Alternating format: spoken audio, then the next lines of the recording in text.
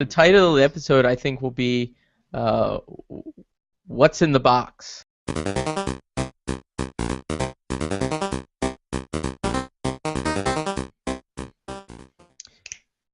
Welcome to Fantastic Neighborhood Gaiden, episode 15. I am your host, John Anderson, and joining me, as most always, is Fred Earhart.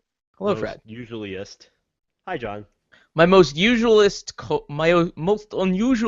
co-host, Fred All right, Earhart. we're gonna stop that now. I'm working on my pseudo Eastern European Russian accent. Generic Eastern European. This is only accent I do. Because We are I mean, scared of Dracula or werewolf or something. werewolf bar mitzvah, spooky, scary. Where boys become men and men become wolves. Great intro. So Fantastic Neighborhood Gaiden is ostensibly a shorter show, single topic where we talk about one thing in video games or nerdy stuff, and keep it short, keep it concise. So what are we talking about this week, Fred? So this one's a little different for us. We're going to talk about subscriptions that we like, and maybe a little bit about subscriptions in general. And I think the catalyst for us discussing this was that we were talking about the subscription model as it pertained to journalism, and then the prescription or games journalism, and then the subscription model as it pertains to video games. And then we realized that we're subscribed to a whole lot of stuff. That's right, Fred. Excellent handoff, by the way. Um, yeah, I mean, I think we were talking about one thing in particular. We're talking about Indie Box, and we'll get to that in a second. And who knows, maybe we'll have a live on-air unboxing. And like, I was like, yeah, man, that's like the only thing I subscribe to. But then I was like, oh wait, Dollar Shave Club, which you could argue is sort of on the nerdy, sort of like our on our tip because of the initial advertisement and the initial marketing was Yep. very much aimed at um, us. People who like Old Spice. Yeah, sure, but like 100% internet focused and uh, quick cuts, very witty. But people watching this on YouTube might not know that I'm subscribed to Dollar Shave Club. I'm just actively choosing not to use it right now. This is itch. This is so itchy. Um, but yeah, Dollar Shave Club I think was like a good example. Fred, what's something you subscribe to? So, in addition to also using Dollar Shave Club as people who can see on the video, once again, I've been using. Don't Um, mind me. I'm just gonna have a Jolly Rancher. oh, for Christmas sake, what is this? Um, one of the ones I subscribe to that I'd like to talk about, and this is a big one, so I think a lot of people have probably heard about it already, is Loot Crate. So Loot Crate is a monthly mailing, costs variable amounts depending on your subscription level, but the Oh advertised wait, price. sorry, Fred. I know I'm working on interrupting you less, but Loot Crate is that's that subscription model where every month they send you like a medieval wind instrument. I don't understand this reference, but sure, why Loot. not? I think a lute is a. Oh, Loot. Okay, it's a Ocarina box. But yeah, so it's so on a monthly basis for your subscription fee, which is like 13 Oh fourteen fuck, dollars a lute month. lute's like a guitar. I'm sorry. I'm sorry. Okay, thank you, John. You get every month you get a mailing, and the mailing contains whatever the month every month they theme it. So this last month I got the box was themed villains, and it had a lot of good stuff. What I like about the box before I go into the contents is that if I don't like something, certainly I will find someone who does like it. So I'm like on a monthly basis, I'm like the guy who's giving everyone gifts. In You past look crates, super I've generous. gotten lots of random package vinyl figures. Um, I think this month the hot item that I got there was a T-shirt, but I'm gonna wind up giving that away. It had Deadpool socks, Mm. which were pretty rad. It had a limited edition Rocket Raccoon comic with like an alternate cover just for Loot Crate subscribers. had some. It had a DVD movie in it. I say that, and I'm like, what DVD? Of the Ew. it's a movie about DC Comics villains throughout the years, and it's narrated by Christopher Lee, which Yeah. For sounds eminently watchable to me, but it is a DVD. 480p, bro. Ugh. Ah, I'd rather vomit in my own eyes. Um, After you stab them. yeah. But and some pass boxes get every other month or so there seems to be like a T-shirt involved or some they usually throw candy in the boxes. Lots of little things that sort of just wind up on my desk. Like I got a Skyrim figure somewhere. Uh, but I do really like the box. I think Looking? there's other boxes that are comparable to Loot Crate that are sort of hitting up the nerd tip, but I like Loot Crate the most, I think, because the value of the items I get are pretty reasonable compared to the cost. It sort of hits that sweet spot. It's not cheap shit that I'm gonna throw away. And it's not a cheap box, but it's not on the more expensive side of the scale where it's just gonna give me way too much that I'm not gonna need. I mean, this is all stuff I don't really need anyway, but like, a T-shirt every now and then, or socks or whatever have you, are usually pretty useful. Yeah, you gave me that sweet Titanfall t-shirt. Yeah, that was in one of the boxes, and that wasn't even like some weird mashup T-shirt or anything. Like, we should do another show on that because I don't understand why everything within the nerd subculture is a mashup right now. Like, oh look, it's Mega Man and also Metroid and Tron. Um, You just said like something that would be awesome together though.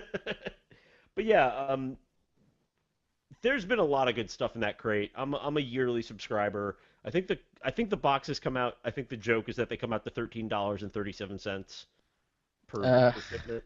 I know. Um, but it is a that it seems is like a a really good deal for what comes in there. Yeah, it is a happy little break at work. The part that I'm torn about is that they're big on unboxings.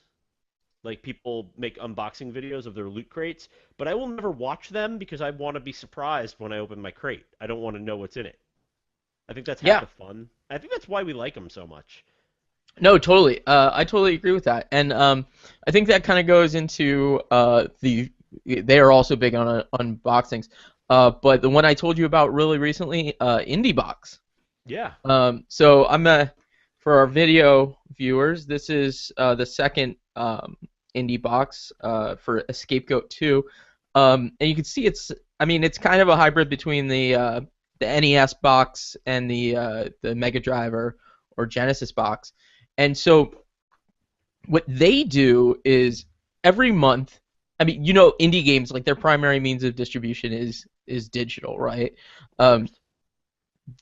so every month they they send out a game, like for example, a Scapegoat 2. I think it comes with a code for the game, but they send out a bunch of old school feelies inside the box, like an old school Infogrames Is that what game. we call them now? Feelies? That's what they were called back in the 80s, because like I've like Hitchhiker's Guide to the Galaxy, like the text adventure game, like Right. they would come with like stuff from the game in there. So let me tell you all what's in here. I've got a keychain. I've got some paper craft stuff. Paper.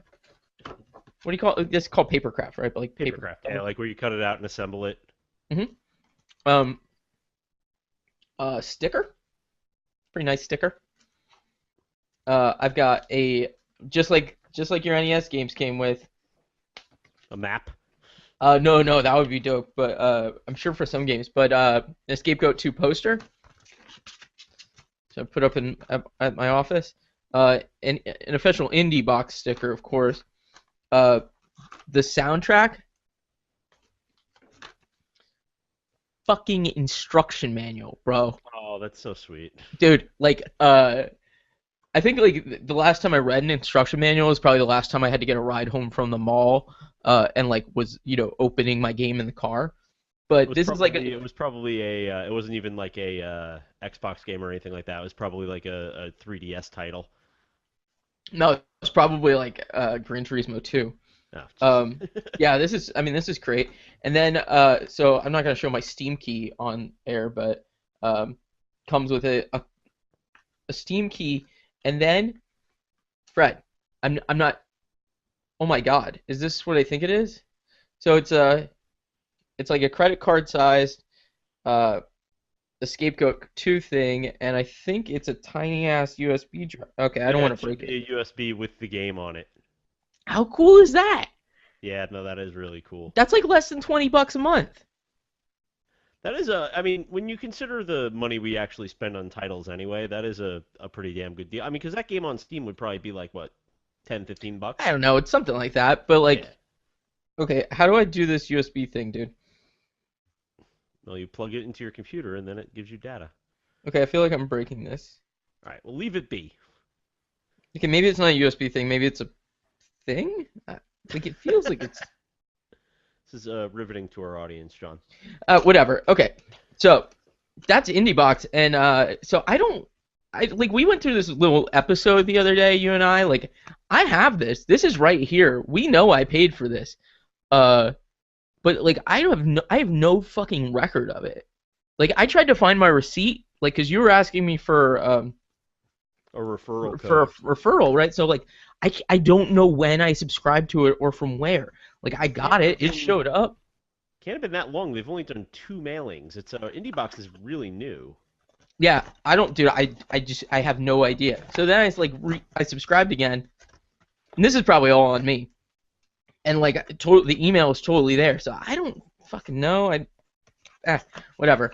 It's all good. But this is really cool, and like it seems like there's kind of shockingly a resurgence of this kind of thing amongst indies because there a boxed copy of Gone Home was released, and this wasn't part of a subscription, but it was released in Europe and had a Super Nintendo inspired box, and like you know I love that game, so I felt no hesitation in ordering that, and I might put an unboxing of that up on our YouTube channel. Sweet. So, John, I'm gonna talk about a box now that's gonna sound weird at first, but bear with me. So, last 2013 Valentine's Day, I'm gonna paint you a picture here. I am shopping for my wife to try to find her a gift that I think she's gonna like. And I stumble upon this thing called Birchbox, which is sort of a female cosmetics and They make bathroom that for supply. dude. You can get that for dudes too. Well, so I wound up getting the dude version. I For your was wait for your actually wife. no for me. I was actually a little skeptical about it at first. I was just like looking for more boxes, and like all the reviews were really positive about this. So I was like, fuck it. I'm a grown man. I can get grown man things. Um, and I swear to you, I use most of the products they send me now. And it's not gamer focused. It's not it's not quote unquote nerd stuff. It's like shaving stuff, and here's socks, and I think one of my mailings had like a passport case that I used my entire vacation, and lots of really useful stuff, and you can customize your box with your preferences. So if you want to get more shaving stuff or less hair stuff or whatever, they'll uh, they'll alter the contents of the box for you. Um, I won't talk at length about this, but the reason I look like such a dapper gentleman today is because I have all these fantastic supplies to actually clean myself up with. Dapper's a word that means stuff. You're cleaned up. Yeah. And it's the since most of the stuff is like trial size, what I wound up doing with a lot of it is sort of just throwing it into a closet until I have a trip, and it's really useful for bringing it back full circle here. If people go to gaming conventions, it makes for like a good little supply chest to bring with them. Mm, nice. So I actually really like it. My wife likes the female version of it too. Birchbox Prime. Um, so I think I would definitely recommend that box to anyone who would use that type of product. Awesome. So the last thing I'm going to talk about is certainly more traditional as far as subscription getting in the mail. But I'm going to talk about the two video game magazines I subscribe to through the U.S. Postal Service. Well, So actually, you I think get one of them them comes UPS. What's that? 3 4 weeks after they're supposed to be due. Lol. um, so actually, I think Killscreen comes UPS. So there's Retro Retro Magazine, um, which is was started on funded on Kickstarter. It's a retro video game magazine. Um, all sorts of big names work on that. You got your Chris Kohlers, you got your Jeremy Parishes, and what's his name? That other dude. I remember his Twitter handle, Bob Servo. Like all those Retronaut guys write stuff for it. Friend of the show, Austin, the guy what does Lisa the Painful RPG. Hmm. His game's been in the last two issues. Um, so like that is really solid, and if you like retro games, like you should definitely like it's like old school EGM. Sean Baby has a column in it, so that sort of thing. I And then on the remember. I was gonna say I read the first episode or the first issue of Retro when it first came out. It had the Mighty Number 9 cover, mhm. and it had some great stuff in it. Not just about gaming, or actual games themselves, but like had a whole section on how to prevent yellowing on your old SNES. Oh yeah, they've yeah, think about Retro Bright, and there's Kohler's like collecting corner like that talks about not just like what the games are worth, but like where you should start if you're thinking like if you're going down this dark path that is retro Right. collecting. Is the Um, entire article just like Section 1, Earthbound, Section 2, Earthbound? no, good one. Lol. So talk about kill screen, John, because this wasn't a pretentious enough episode yet. Okay, so kill screen is you're a fuck. Kill screen's kill screen's the hipster ass like almost academic video game magazine. It's written on a Di typewriter. yeah, maybe. It comes in like digest format. It's definitely bound. It's definitely like a premium product. It's released quarterly.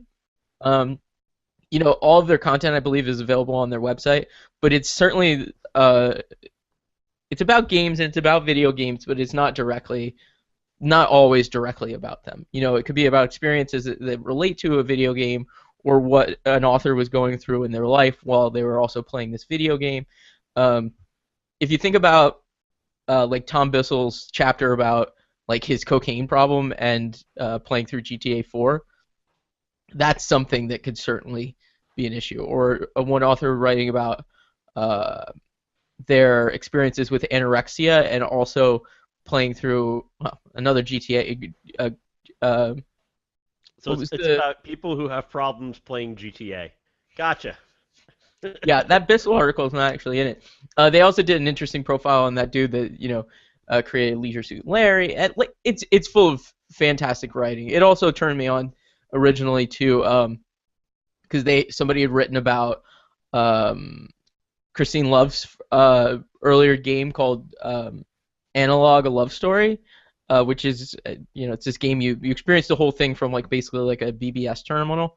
Right. Um, and it really kind of helped me become the pretentious social justice warrior that Fred hates so much today.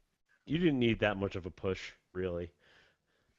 I was kidding. I don't actually use the term social justice warrior, just so everybody knows. Like I was kidding. It's not a real term I fucking That's use. what we call sarcasm in the biz.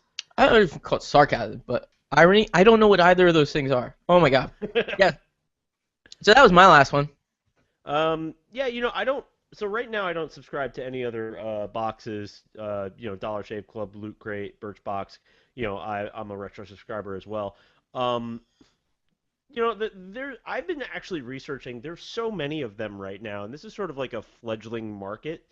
I read an article about whether or not this is sort of a flash in the pan sort of fad or not. I gotta be honest with you. I think like a lot of the boxes that are out there will probably disappear after a while, and the cream will rise to the top, as it were. Um, I definitely think the ones I'm subscribing to right now are the top of the game, right?